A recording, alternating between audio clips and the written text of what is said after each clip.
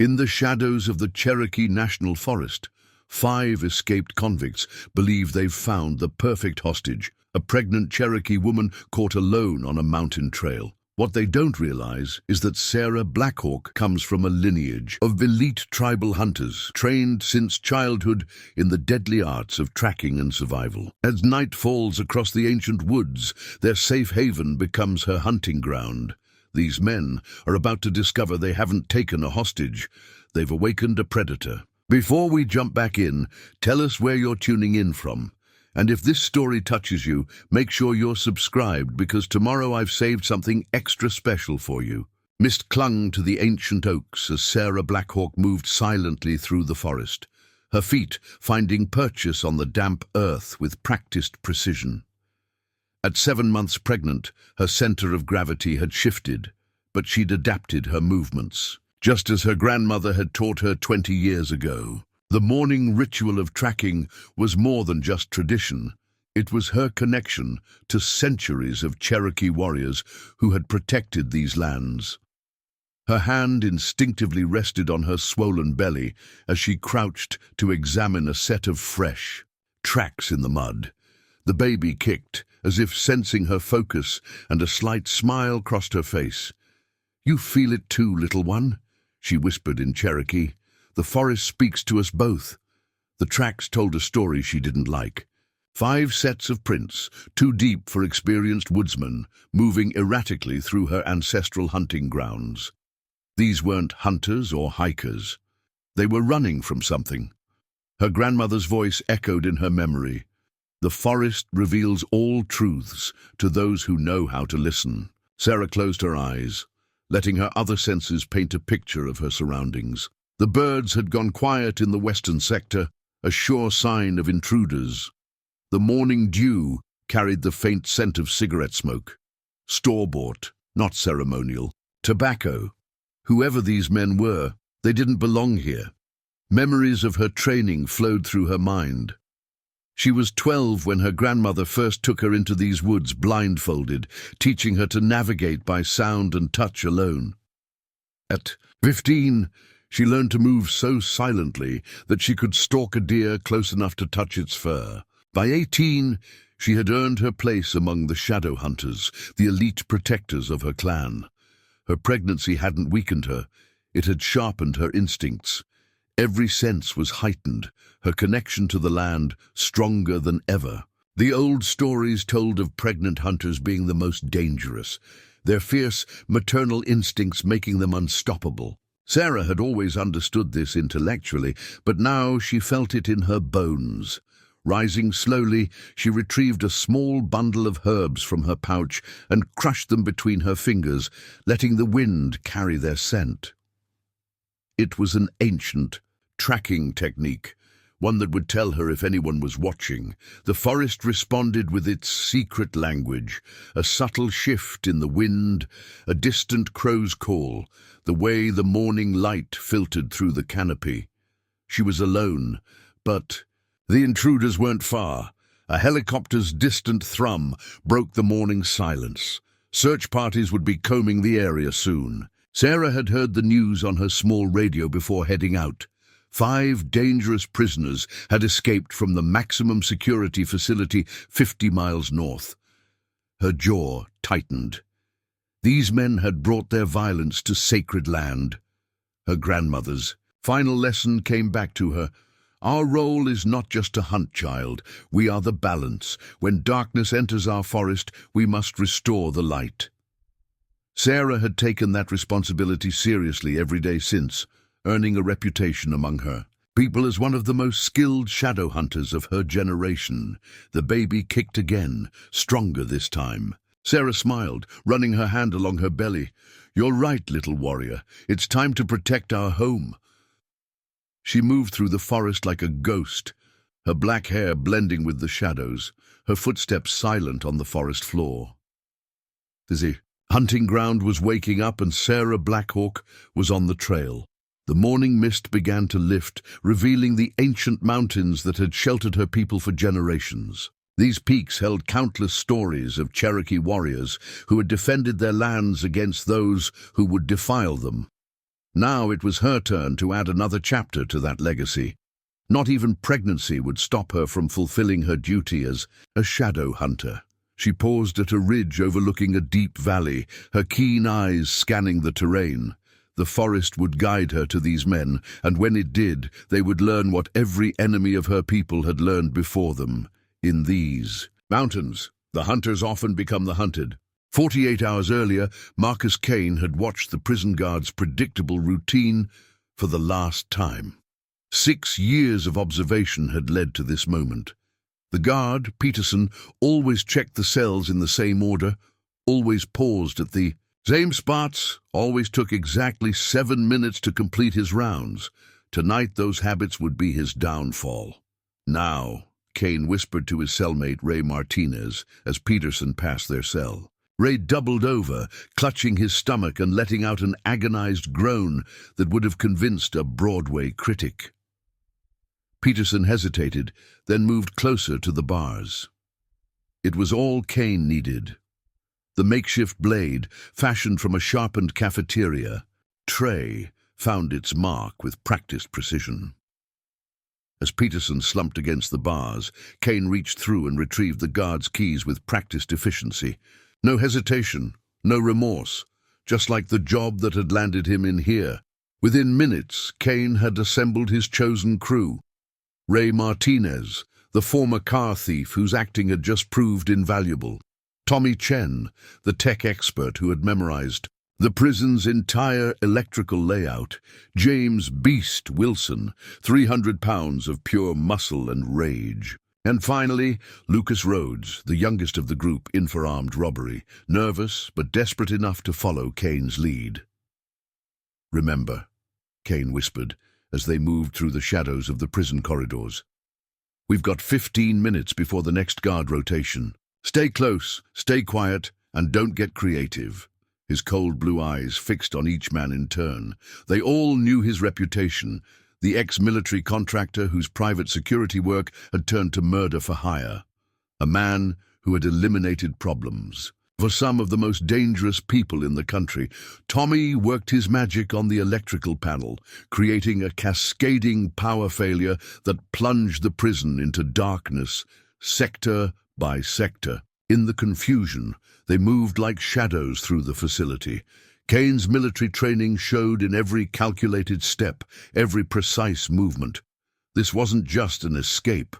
It was a tactical operation. The first real obstacle came at the motor. Pool, a young guard, probably on his first week, spotted them. Beast lived up to his nickname, moving with surprising speed for his size. The guard didn't even have time to reach for his radio. Kane nodded approvingly. No shots fired, no alarms. Raised, they took a prison transport van, with Ray's skills making quick work of the ignition. As they crashed through the outer gate, alarms finally began to wail behind them. Kane allowed himself a small smile. By his count, they were 3 minutes ahead of schedule. "Head east," he ordered Ray, who was behind the wheel. "We need to disappear into the mountains before they can set up roadblocks." The Cherokee National Forest stretched out before them, a dark maze of ancient trees and deep valleys, the perfect place to vanish. Lucas, the youngest, was shaking with adrenaline. "They'll have helicopters searching by morning," he said, his voice cracking. Kane shot him a cold look. "The forest canopy will give us cover. We stick to the plan. 5 days of hard hiking through the mountains. Then our contact meets us on the other side with new identities and transport." Beast grumbled from the back of the van. 5 days in the woods, ain't there an easier way?" Kane's response was immediate and sharp. "You want easy? Turn yourself in. You want free? You follow my lead." The big man fell silent. Tommy was studying a map he'd memorized months ago. "There's a network of old hunting trails through these mountains. Native American paths, mostly abandoned now. If we can find them, they'll keep us off the main routes where they'll be looking." Kane nodded. The Cherokee trails were perfect. Ancient paths that wouldn't appear on modern police maps. They drove for another hour before abandoning the van in a deep ravine. As they began their trek into the forest, The first light of dawn was still. Hours away, the group moved in silence, each man carrying a small pack of supplies they'd managed to steal from the prison commissary. Kane kept them at a brutal pace, knowing their head start would only last until morning. Every so often, they heard the distant sound of sirens, but the forest swallowed them deeper into its darkness. What none of them realized, as they pushed further into the ancient woods, was that they weren't just entering a forest. They were walking into hunting grounds that had seen centuries of warfare, where the land itself seemed to hold the memory of countless battles. And somewhere in those dark woods, fate was preparing to introduce them to a hunter unlike any they'd ever encountered. Sarah was examining a freshly broken branch when she heard it, the subtle crunch of inexperienced feet on dry leaves. Her body tensed, but she maintained her crouched position, appearing absorbed in gathering herbs. Years of training had taught her that appearing vulnerable could be the greatest strength. The forest whispered its warnings, 5 sets of footsteps, trying and failing to move quietly.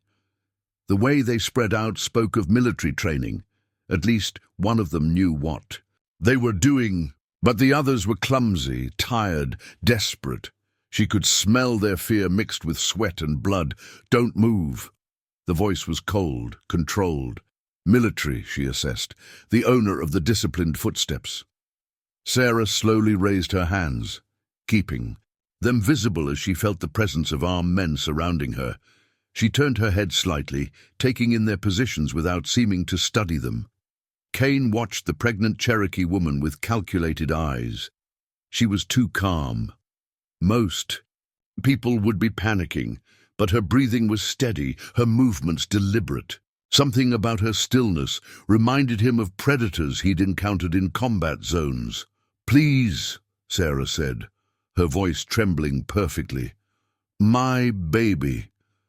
She let her hand rest on her belly, noting how the youngest one, Lucas, shifted uncomfortably. A weakness she could exploit later. Beast moved closer, his massive frame towering over her.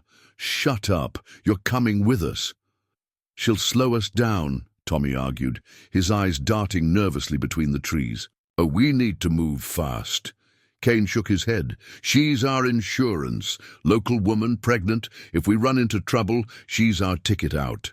Ray nodded in agreement, already thinking of the potential bargaining power. Sarah let them help her up roughly, cataloguing every detail. The leader's stance suggested right-hand dominance. The big one favored his left knee slightly. The nervous one kept his makeshift weapon in a shaking grip. All information that would prove useful soon enough. They began moving east with Kane, keeping a firm grip on Sarah's arm. She stumbled occasionally, not enough to irritate them, but enough to reinforce their perception of her weakness. Each stumble was calculated, allowing her to leave marks only her people would recognize. The ancient Cherokee sign language written in broken twigs and displaced stones. "What's your name?" Lucas asked after an hour of walking, earning a sharp look from Kane. Sarah measured her response carefully. "Sarah," she said softly. "Sarah Blackhawk." She watched Kane's expression, noting how the name failed to trigger any recognition. Good. Her reputation hadn't reached them. The day grew hotter, and Sarah felt the first real advantage developing. These men were exhausted, dehydrated, and growing increasingly paranoid. They had been running all night, and it showed in their deteriorating focus. She had been trained to go days without rest when necessary, and more importantly, she knew where every water source was within 50 miles. Beast was the first to crack. "Need water," he growled, wiping sweat from his face. Kane scanned the seemingly endless trees with growing frustration. Sarah appeared to hesitate, then spoke timidly. "There's a stream nearby. I can hear it." It wasn't a lie. There was a stream, but not where they thought. She was leading them deeper into the hunting grounds, away from the areas that search parties would check first. Each step took them further into her territory, where the terrain itself would become her weapon. They found the stream where she led them, and the men's relief made them careless. As they drank and refilled their stolen water bottles, Sarah made her first subtle move. A slight shift in position put her next to their cached weapons. Her fingers moved quickly, making microscopic adjustments to the makeshift blades they carried. Nothing obvious, just enough to ensure they would fail at the crucial moment. Kane watched her constantly, but even his trained eye missed the significance of her movements. He saw a pregnant woman resting her feet in the cool water, not a hunter marking her prey. When she winced and rubbed her belly, his attention was drawn to her apparent vulnerability, rather than her hands testing the strength of vines that could serve as natural garrots. As they continued their journey, Sarah began weaving a web. Each time she helped them find water or edible plants, they grew more dependent on her knowledge. Each time she showed fear or weakness, they became more confident in their control. But with every step, she was drawing them deeper into a trap that had been centuries in the making. The sun was setting when Kane finally called for them to make camp. Sarah could have pushed on through the night, but she wanted them tired, wanted them making mistakes. As darkness fell, she watched them try to settle into shifts for guard duty. Their exhaustion was visible in every movement. In the dim light of dusk, Sarah placed her hand on her belly and whispered a quiet prayer in Cherokee. The baby kicked in response, strong and steady. These men thought her pregnancy made her vulnerable, but they had forgotten something crucial about nature. There is nothing more dangerous than a mother protecting her young. The night would be long, but for Sarah Blackhawk, the real hunt was just beginning. The first hints of dawn brought a heavy mist that clung to the ancient trees like a funeral shroud. Sarah had spent the night observing her captors, noting how their guard rotations grew sloppier with each passing hour.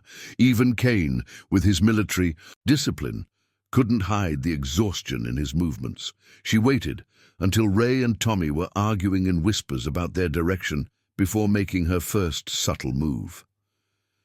"The helicopters will be searching the valleys," she said softly, as, if speaking to herself, Kane's head snapped toward her, eyes narrowing. "And," he demanded, "the old Cherokee paths follow the ridge lines," she offered, keeping her eyes downcast. "The tree cover is thicker there."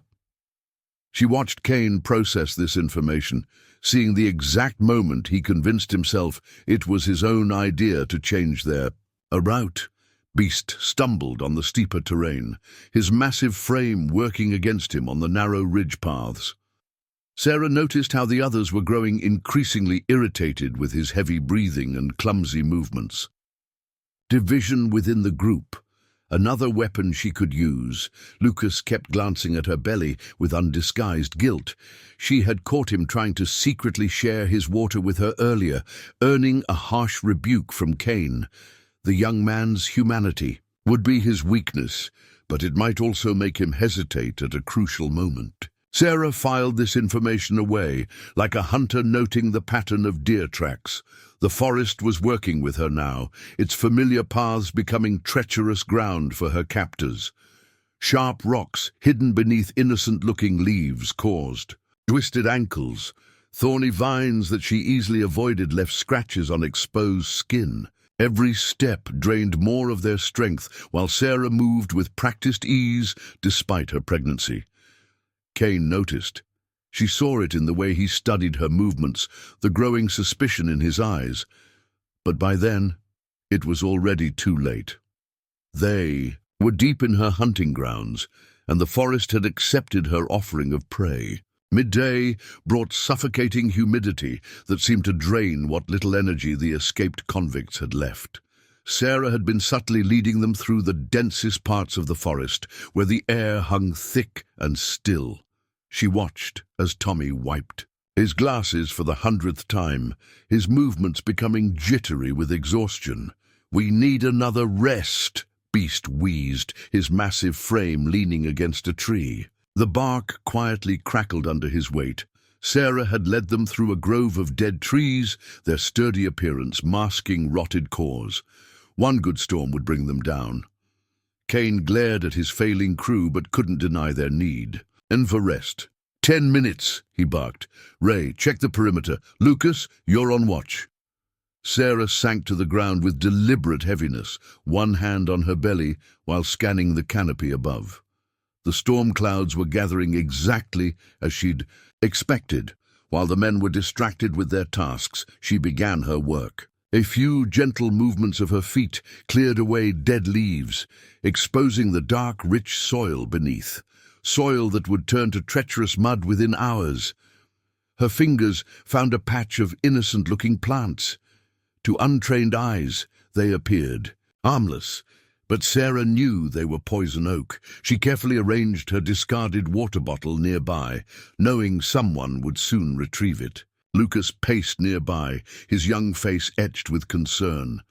Is the baby okay?" he whispered when the others weren't looking. Sarah met his eyes, letting him see carefully crafted fear. "I just need to rest," she murmured. "Please. The herbs in my pouch would help."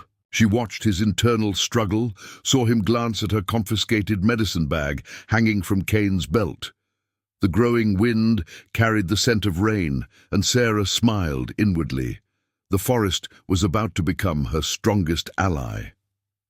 Thunder rolled. In the distance, nature's warning of what was to come. Soon, these men would learn that in Cherokee lands, even the weather could be a weapon in the hands of those who knew its patterns. Tommy approached Kane, his voice low but urgent. "We're going in circles. These trails don't match any of my memorized maps." Kane's response was a harsh whisper. "Because these aren't modern trails, genius. They're Indian paths." The word Indian carried a note of dismissal that made Sarah's jaw tighten imperceptibly. Their ignorance would cost them dearly. The first fat droplets of rain broke through the canopy as Beast stumbled again, this time falling hard against a tree.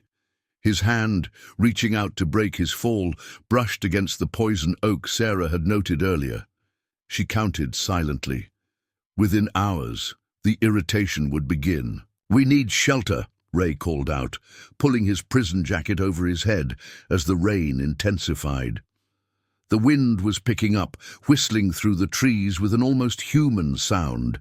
Sarah recognized the ancient hunting song in its melody. Her grandmother had taught her how the wind could sing of victory or doom. Kane grabbed Sarah's arm roughly. "Where's the nearest shelter?" His commanding tone had an edge of desperation now. She pointed to a ridge barely visible through the trees. "There's an overhang up there. It should be dry." What she didn't mention was that the path there would take them through the muddy terrain she had scouted earlier. Tommy was the first to slip, his glasses flying off into the underbrush. As the group helped search for them, Sarah used the moment to press her heel into the soft earth near a crucial handhold on the steep path. When they found his glasses, cracked but usable, she knew she had bought herself another advantage. His impaired vision would make him even more dependent on others. The storm intensified as they climbed. Sarah moved with practiced grace, knowing exactly where to place each foot.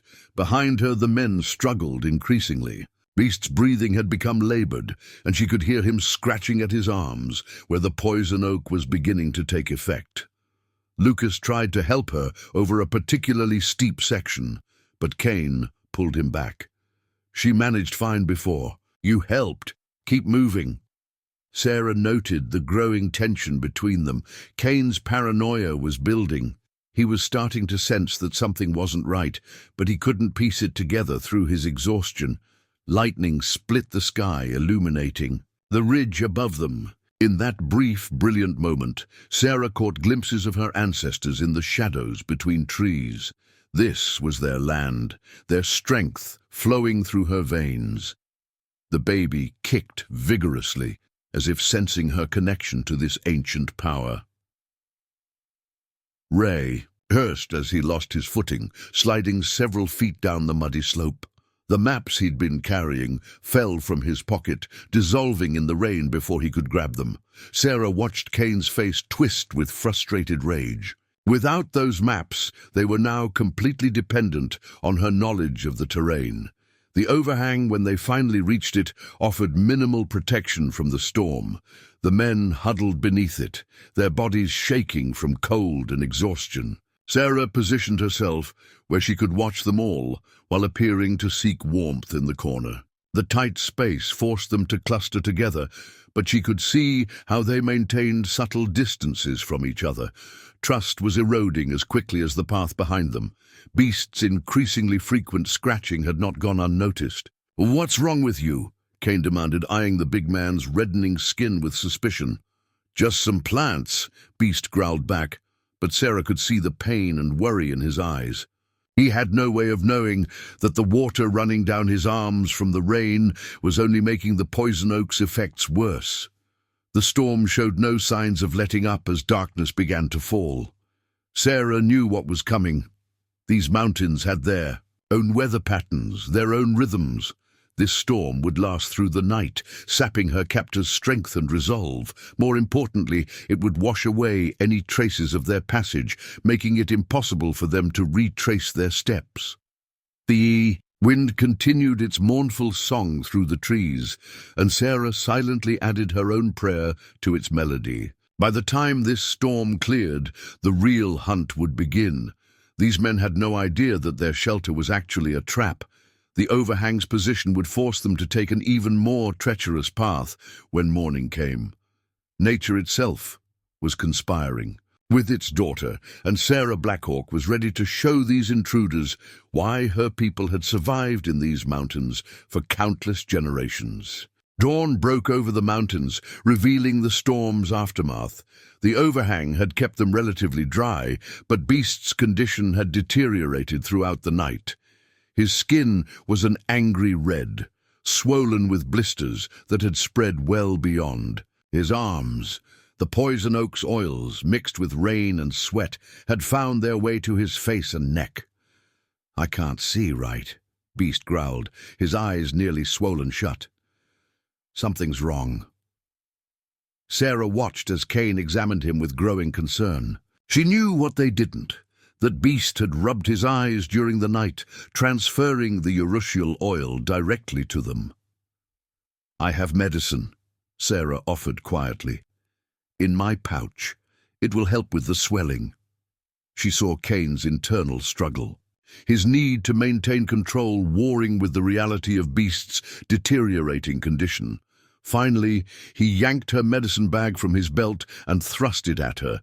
Sarah's fingers moved deliberately through the herbs, selecting specific leaves and roots. These were genuine healing plants. Her reputation as a healer would be her shield, but as she prepared the poultice, her other hand palmed a different herb, one her grandmother had taught her to use only in the most dire circumstances. "It needs to be applied everywhere the rash has spread," she instructed, handing the mixture to Beast. "And you'll need to wash first in running water. The stream below the ridge will work." Her eyes met Kane's, challenging him to find fault with her logic. Kane nodded to Ray. "Take him down there, watch them both." Sarah helped Beast to his feet, supporting his massive frame with a strength that surprised Ray. They made their way down to the stream, Beast stumbling and cursing with every step. At the water's edge, Sarah positioned Beast carefully, using his own bulk to block Ray's view. As Beast splashed water on his face, she quietly pulled a small vine from beside the stream, one that seemed innocent but would become as strong as steel when properly twisted. "The medicine needs to be applied in a specific way," she explained, moving behind Beast as if to help him. Ray watched with decreasing interest, his attention drawn to movement in the trees that Sarah had carefully orchestrated. A branch she had weighted the night before, now swaying unnaturally in the morning stillness. It happened in seconds. The vine went around Beast's throat with practiced precision, her knee finding the exact point in his spine that her grandmother had taught her. His size worked against him. With his eyes swollen and balance compromised, he couldn't counter her leverage. Before he could cry out, Sarah had him in the stream, her technique perfect despite her pregnant state. Ray noticed too late. By the time he raised the alarm, Beast was face down in the current, and Sarah was already moving.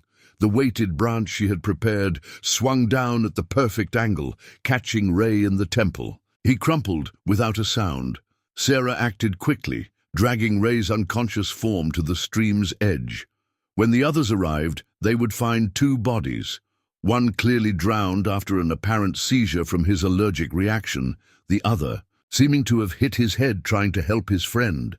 She allowed herself a moment to whisper a quiet prayer for the souls she had just sent to the next world. This wasn't murder. It was the restoration of balance.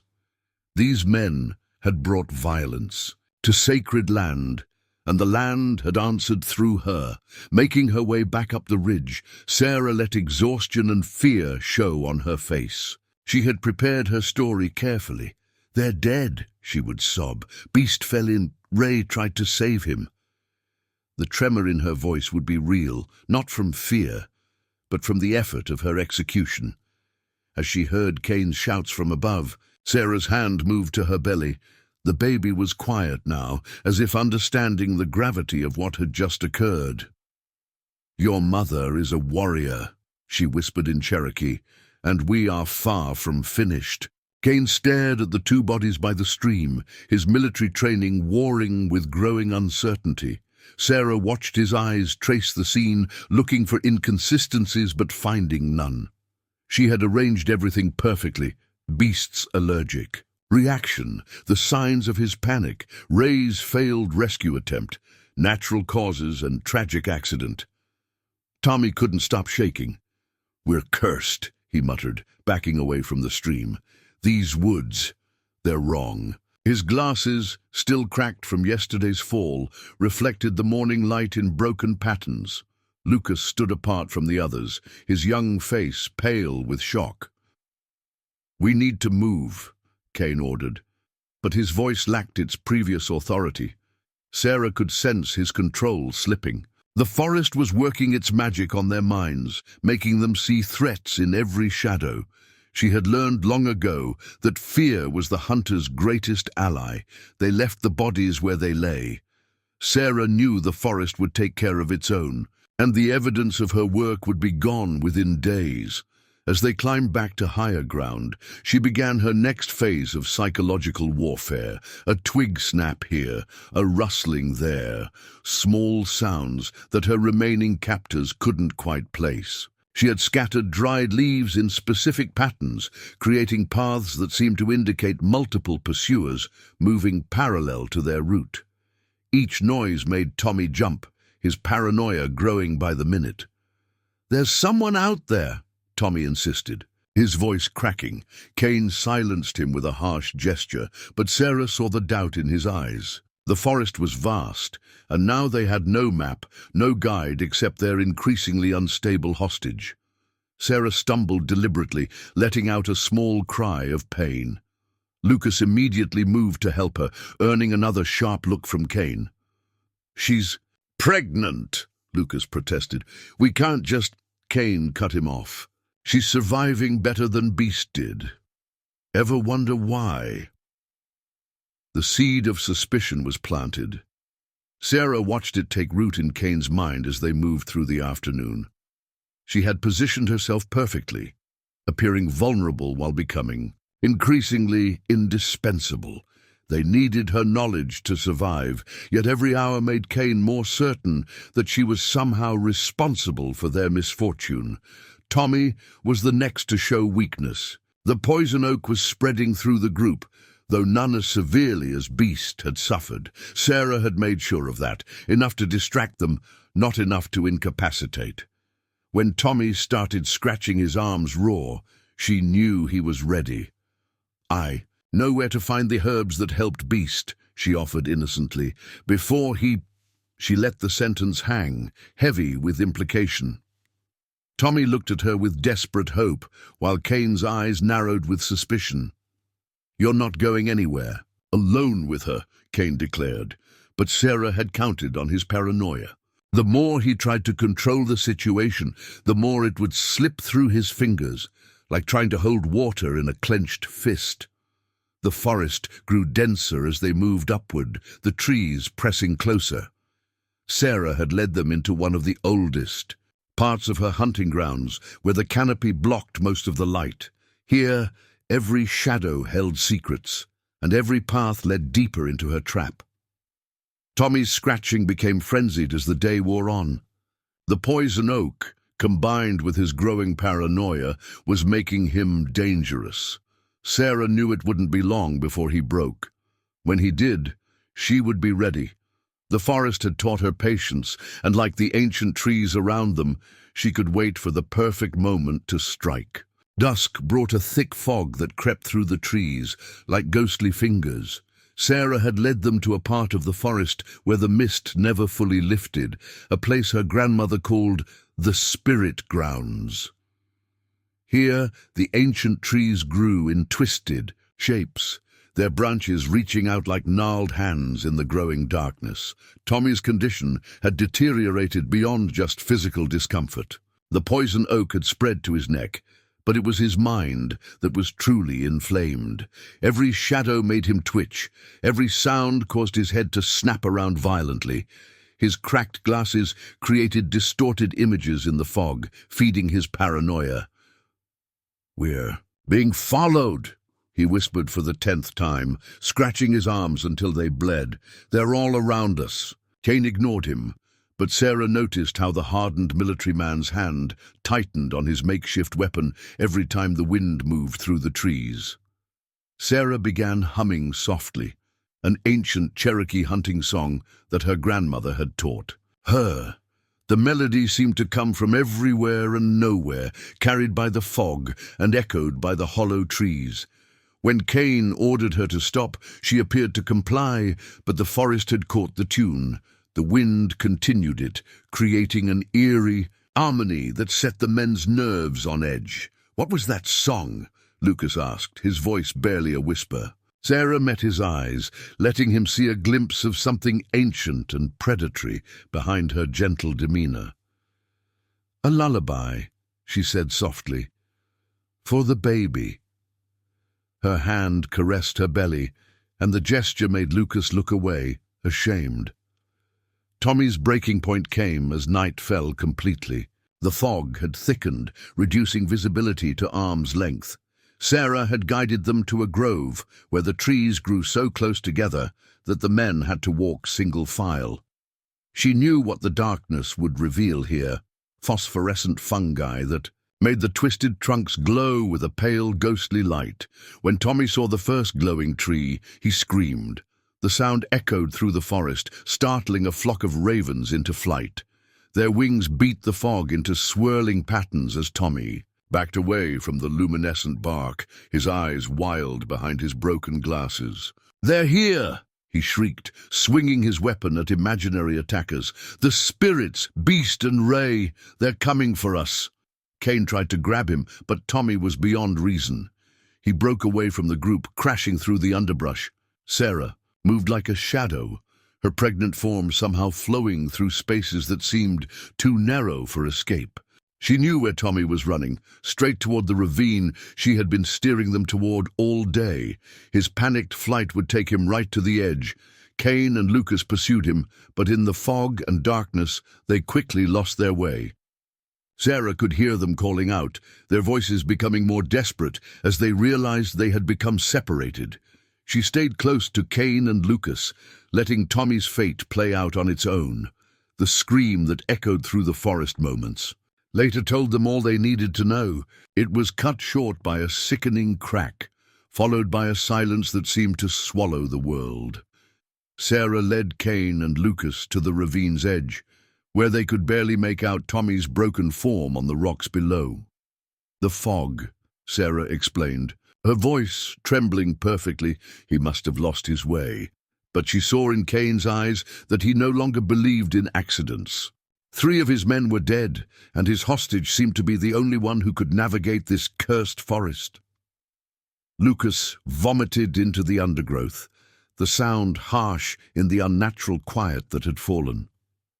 Sarah placed a comforting hand on his shoulder, feeling him flinch at her touch. The gesture wasn't entirely an act. Young as he was, Lucas reminded her of the children she taught tracking skills to in her village. As they made their way back from the ravine, Sarah felt her baby move restlessly. Soon, she promised silently. The hunt was entering its final phase. Kane's military training made him dangerous, but he was fighting on her territory against an enemy he still didn't fully understand. In these woods, all his combat experience meant nothing against generations of Cherokee hunting knowledge. The fog continued to swirl around them as they sought shelter for the night. Sarah knew that none of them would sleep. The forest would make sure of that. Her grandmother's voice echoed in her memory. Fear is like fog, child. It creeps into the mind and makes warriors forget their training. Tonight, that fog would do its work, and tomorrow she would begin the endgame of her hunt. Dawn brought no relief from the fog, but it did bring revelation. Kane insisted on searching Tommy's body, refusing to accept another convenient accident. The descent into the ravine was treacherous, but Sarah knew he wouldn't be denied. What they found changed everything. Tommy's broken body lay twisted among the rocks, but it wasn't his death that caused Kane's sharp intake of breath. It was the tattoo visible on Tommy's exposed shoulder, a distinctive mark that Sarah recognized instantly. Her grandmother had described that same symbol to her years ago, when teaching her about the enemies their clan had faced. "You know what this is," Kane said. It wasn't a question. He had seen the recognition flash across Sarah's face before she could hide it. "The mark of the stolen children," she replied quietly, her hand instinctively moving to protect her unborn child. Lucas looked between them, confusion clear on his young face. "What does it mean?" Kane's expression had transformed, decades of military training giving way to something older, more personal. "It means we've been played from the start," he growled. "Tell him, Sarah. Tell him who you really are." Sarah straightened, dropping the pretense of vulnerability. Her stance shifted, subtly, taking on the proud bearing of a warrior. "I am Sarah Blackhawk, daughter of Elena Blackhawk, granddaughter of Maria Blackhawk. We are the Shadow Hunters, protectors of the Cherokee children." Kane nodded grimly. "And 25 years ago, a group bearing that mark tried to raid your people's school. They took 6 children. His voice carried the weight of old knowledge. "They didn't succeed, did they, Sarah?" "No," she answered, her voice hard as stone. "The shadow hunters stopped them. My grandmother led the hunt." She studied Kane's face carefully. "But you already knew that. Just as I now know why you chose this escape route through Cherokee land." Lucas backed away from both of them, his weapon held uncertainly. "What's going on? Kane, what is she talking about?" But Kane's attention was fixed solely on Sarah. Decades of history hanging between them. "Your grandmother killed my brother that night," Kane said quietly. "He was just doing his job. Private security, they told us. We didn't know about the trafficking ring until it was too late." His laugh was bitter. "And now here you are, carrying the next generation of shadow hunters." Sarah's mind raced through the implications. Kane's presence in these woods wasn't coincidence. The prison break, the route through Cherokee land, taking her hostage, it had all been calculated. "You wanted to be caught," she realized. "You wanted to find us." "I spent 25 years wondering about that night," Kane confirmed. "Worked my way up through private security, took the worst jobs, built the darkest connections, all to understand what my brother had gotten himself into. Then I heard rumors about the shadow hunters still operating, protecting native children from trafficking rings." Lucas had pressed himself against a tree, his young face a mask of horror as he realized what he'd gotten himself involved in. "The other guys, they didn't know, did they?" he asked Kane. "Beast, Ray, Tommy, they thought this was just an escape." They were convenient cover, Kane admitted. Tommy was the only one who knew the real mission. He was my contact with the remnants of the old organization. His eyes locked onto Sarah's belly, a pregnant shadow hunter, the perfect bait to draw out the others. Sarah felt her baby kick, strong and insistent. The child seemed to sense the shift in energy, the way the hunt had suddenly become more complex. "You wanted to find our weaknesses," she said, understanding. "Dawning. To report back to the traffickers who still want access to our lands." Kane's smile was cold. The organization never forgot their failure here. They've spent 25 years looking for a way back in. When I found out about you, the legendary Maria Blackhawk's pregnant granddaughter, I knew it was time. The fog swirled around them, thick with secrets old and new. Sarah felt the presence of her ancestors more strongly than ever. Her grandmother had always told her that the greatest hunts were the ones where predator and prey discovered they were both hunting each other. "You made one crucial mistake," Sarah said, her voice carrying the weight of generations. "You assumed my pregnancy, made me vulnerable. You never stopped to consider that it might make me more dangerous." The baby kicked again, and Sarah smiled, a predator's smile that made both men take an involuntary step back. The forest seemed to hold its breath as the truth settled around them. The simple story of escaped convicts and their hostage had transformed into something far older and more deadly. This was no longer just about survival. It was about protecting future generations from those who would prey on the innocent. Kane's hand tightened on his weapon, but Sarah could see the uncertainty in his eyes. Everything he thought he knew about her people, about that night 25 years ago, was about to be challenged. The real hunt was just beginning. The fog began to lift, but the tension in the ravine grew thicker with each passing moment.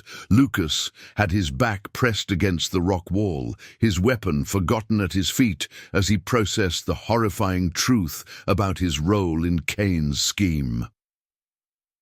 "All those kids," Lucas whispered, his voice breaking. "The trafficking ring, that's what this is really about." His young face hardened as he looked at Kane with new eyes. Sarah watched the shift in him, seeing the moment when innocence gave way to understanding. Kane kept his attention focused on Sarah, but she noticed how his stance had changed. The military precision was gone, replaced by something more primal. This was personal for him, and personal meant emotional. Emotional meant careless. "Your grandmother didn't just kill my brother," Kane spat. "She destroyed my family's reputation. We lost everything because of her." His grip tightened on his weapon. 25 years of planning, of working my way up through the ranks of every dirty security operation, learning the truth about what my brother was really involved in. Sarah moved with deliberate slowness, positioning herself between Kane and Lucas. "And what truth did you find, Kane? That your brother was part of an organization that stole children? That he died trying to take innocent lives from their families?" Her voice carried the weight of generations of protectors. "He didn't." "No!"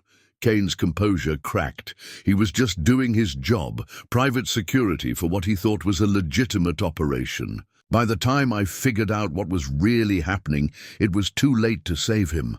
Lucas had picked up his weapon again, but Sarah noted with satisfaction that it was no longer pointed at her. The young man's moral compass was asserting itself, even in this desperate situation. "So you joined them," Sarah said softly, letting disgust color her tone. "You became what your brother unknowingly was, a trafficker, a predator of children." Each word struck Kane like a physical blow, and she saw his control slipping further. The forest around them seemed to pulse with ancient energy. Sarah had led them to this ravine for a reason. It was a sacred place, where her ancestors had confronted evil for centuries. The rock still held memories of past battles, past judgments. "You don't understand," Kane snarled. "I infiltrated them, gained their trust, And now I'm close, so close to finding the leaders, the ones really responsible for my brother's death." His eyes had taken on a fevered gleam. "Your people are the key. The organization is still obsessed with the Cherokee lands, with breaking the Shadow Hunters' protection." "And my pregnancy?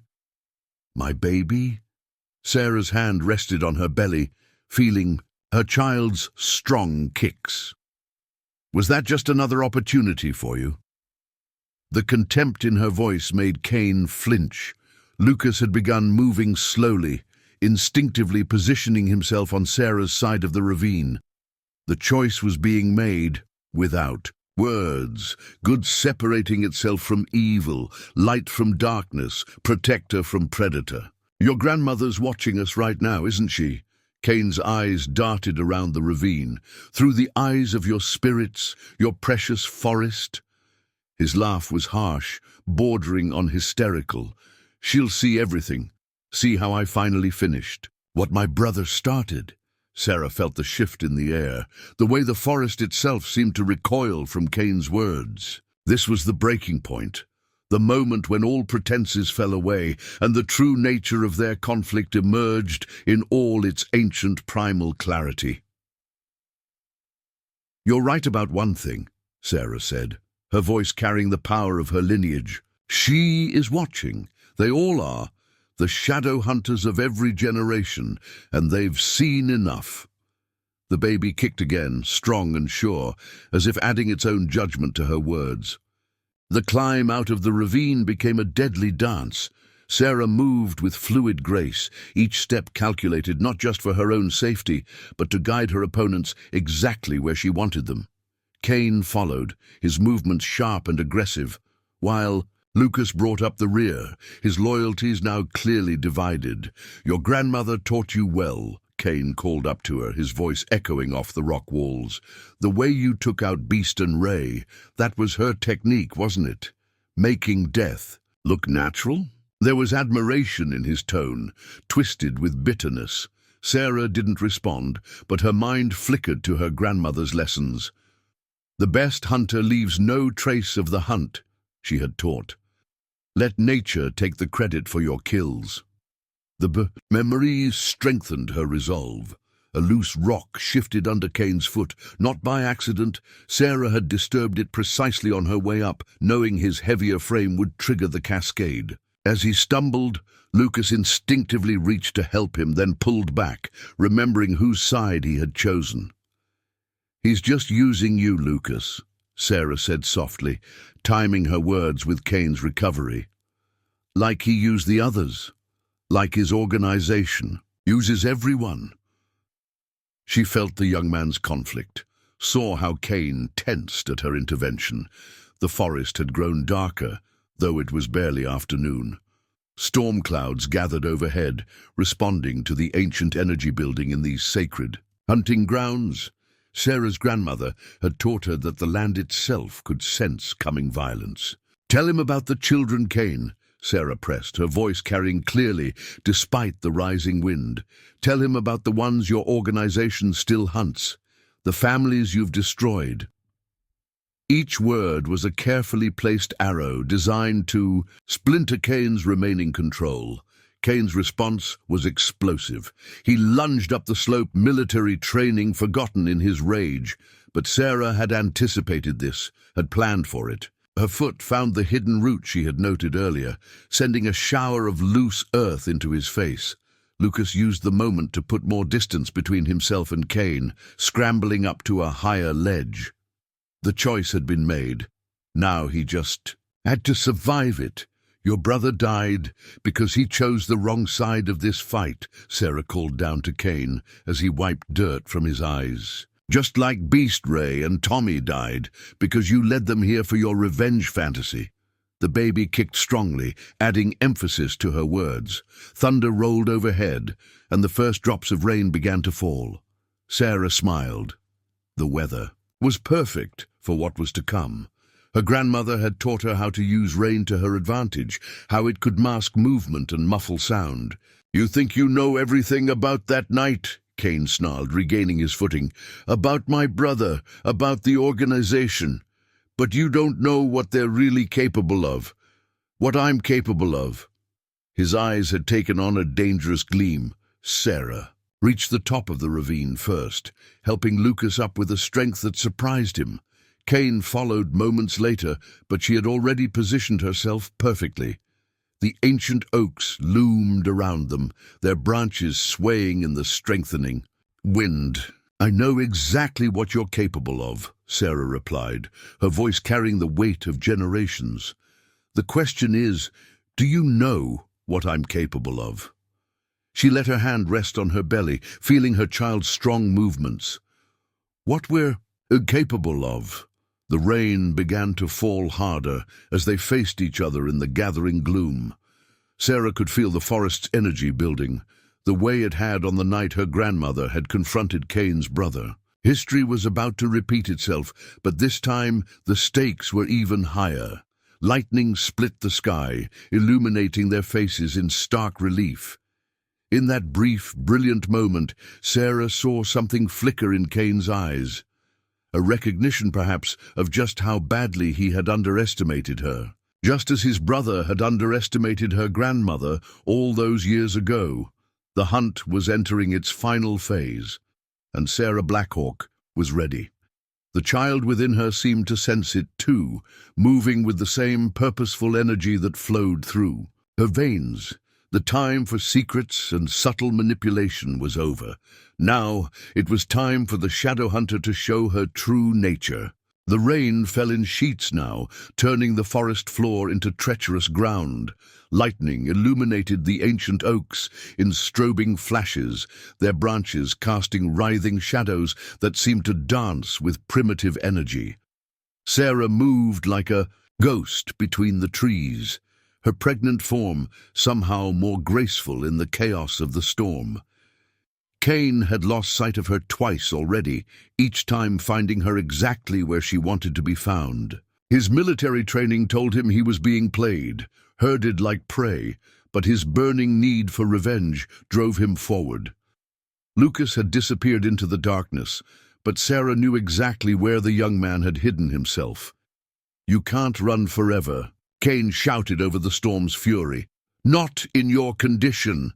His voice betrayed his frustration, his growing fear. The hunter was realizing too late that he had become the hunted.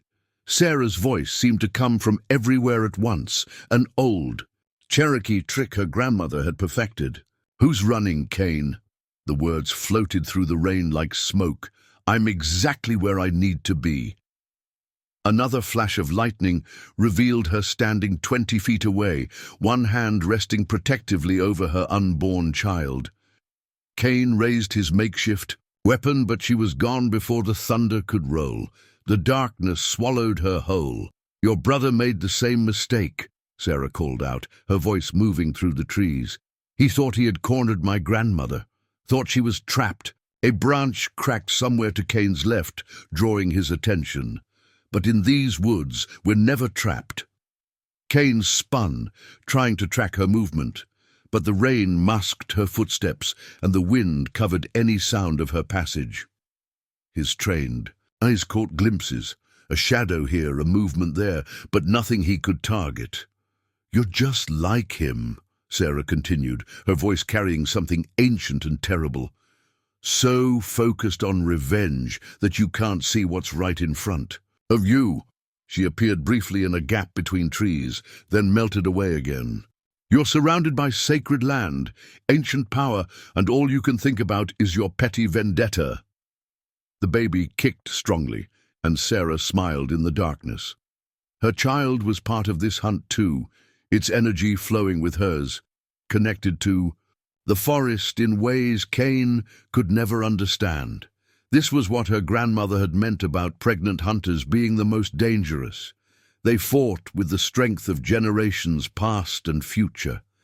Cain fired his weapon at a shadow, the crude projectile splintering harmlessly against an oak trunk. The action cost him. Sarah's counterattack was immediate.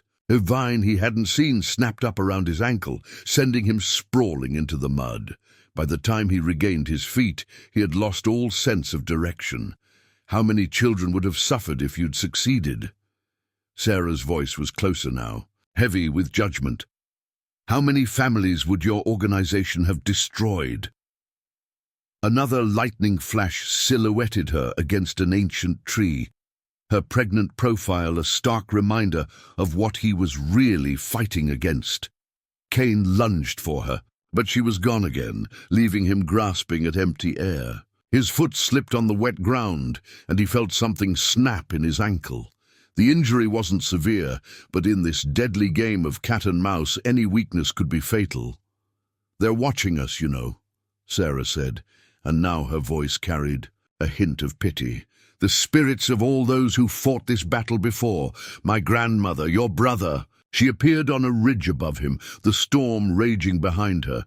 "They're waiting to see if history repeats itself."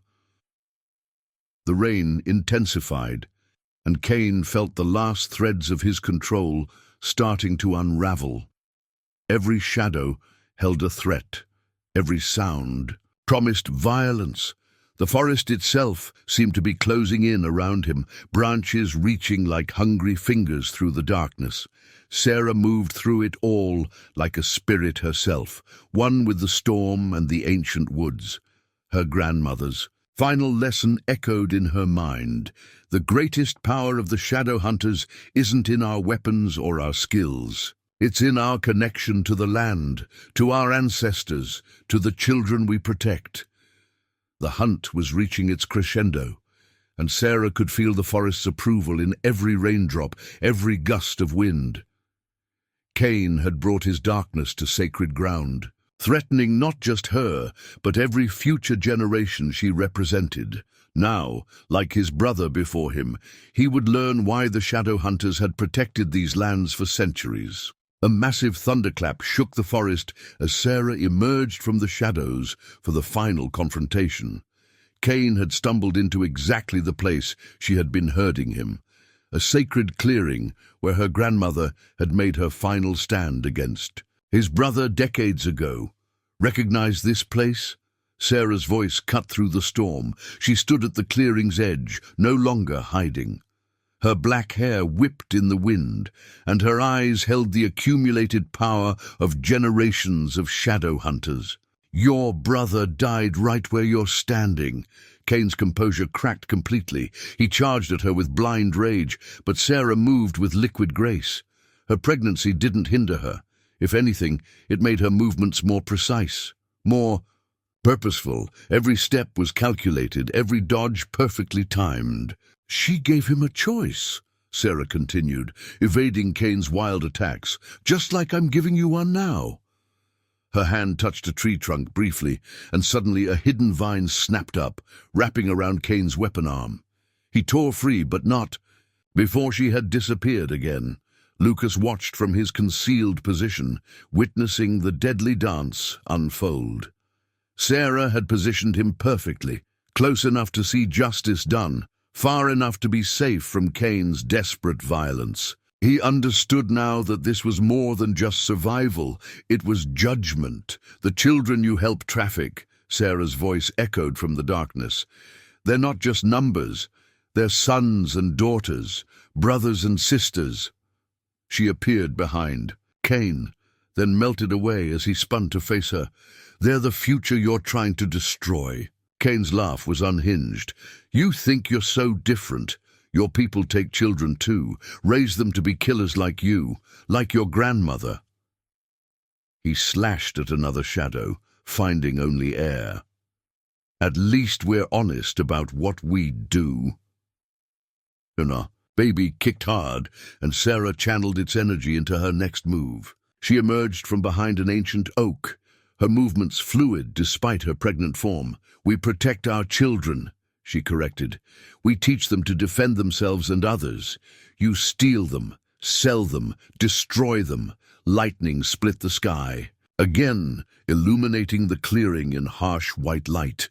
In that frozen moment, Sarah saw Lucas rise from his hiding place, Kane's back exposed to him. But she shook her head slightly. This was not the young man's battle to end. "Your brother learned the price of threatening our children," Sarah said, moving closer. The rain had plastered her clothes to her body, highlighting rather than hiding. Her pregnancy. Now it's your turn. Kane lunged again, but this time Sarah stood her ground.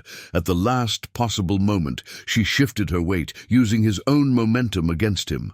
Her grandmother's training flowed through her muscles as she executed a perfect throw, sending Kane crashing into the mud. Before he could recover, Sarah was on him.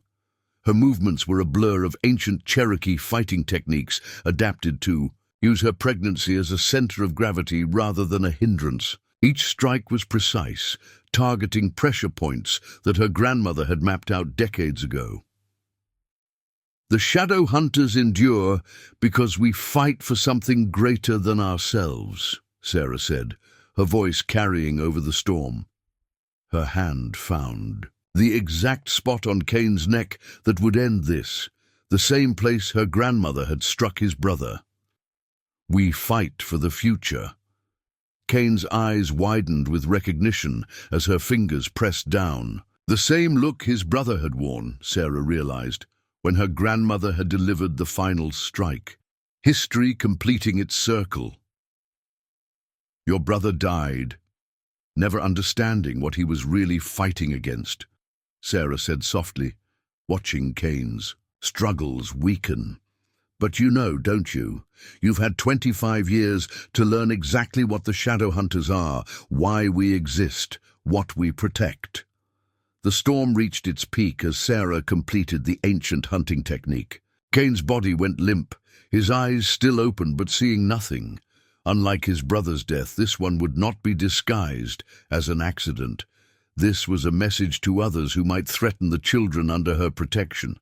Lucas emerged from his hiding place, rain streaming down his face. Is he? Sarah nodded, rising smoothly despite her pregnancy. The forest will take him, she said, like it took his brother, like it takes all those who threaten our future. The baby moved again, strong and sure, as if sensing that the danger had passed. Sarah placed both hands on her belly, feeling the life within her, the next generation of protectors.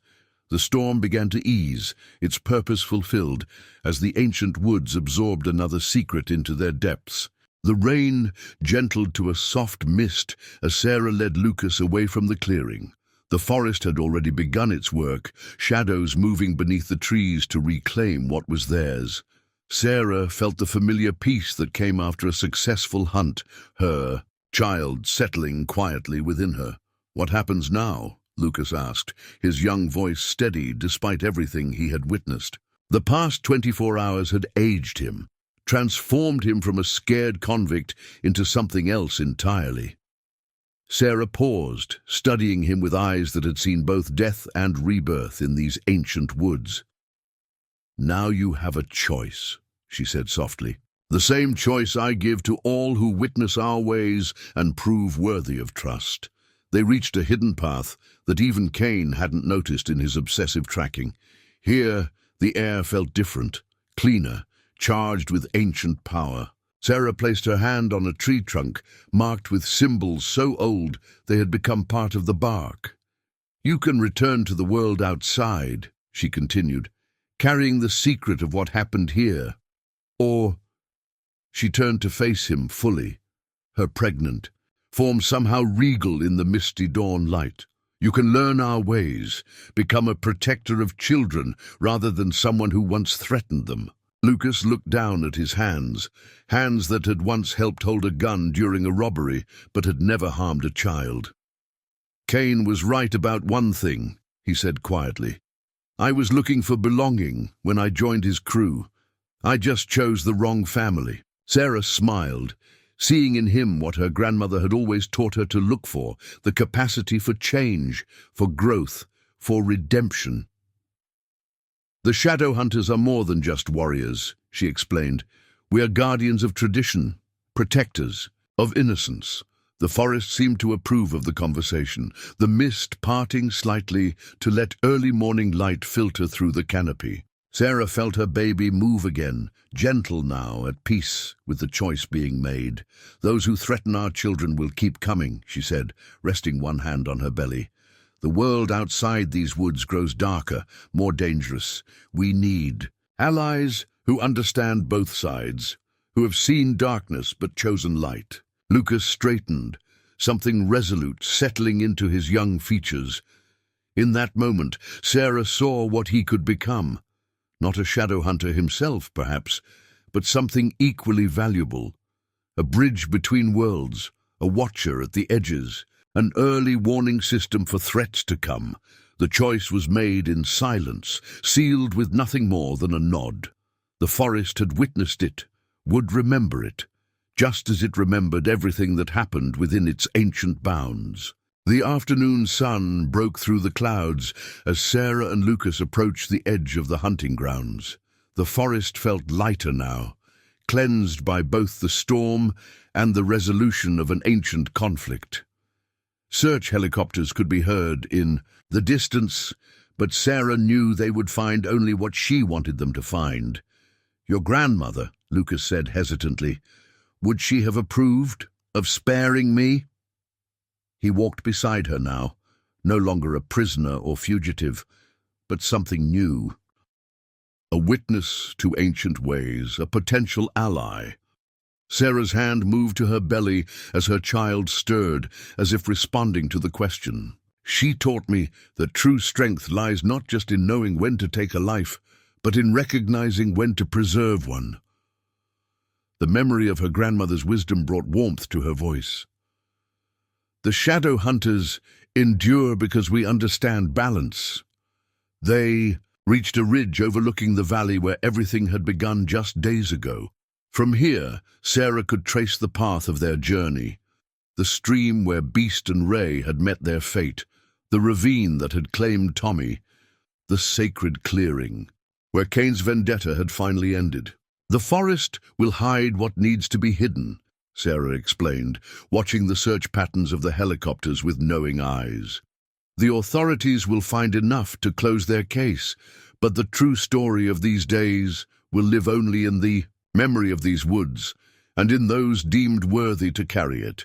A hawk circled overhead, its cry carrying clear and pure through the autumn air. Sarah smiled, recognizing her grandmother's spirit animal. The baby kicked strongly, as if acknowledging the presence of its great-grandmother watching over them. "Life goes on," Sarah murmured, more to her unborn child than to Lucas. "The cycle continues. New protectors rise as old threats fade."